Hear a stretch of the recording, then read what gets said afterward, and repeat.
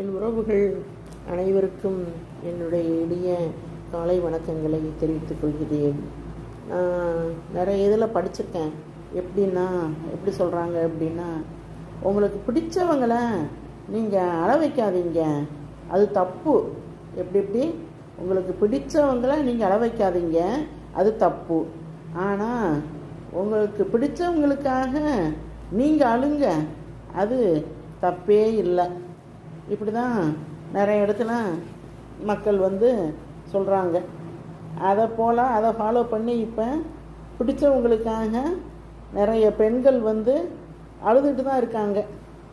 அவங்களுக்கு அது தப்பே இல்லைன்னு சொல்கிறத பொறுத்த மாதிரி பிடிச்சவங்களுக்காக நிறைய பெண்கள் அழுதுகிட்டு இருக்காங்க. அதுதான் இப்போதைய தற்சமயம் உள்ள ஒரு உண்மையான நிலைமை.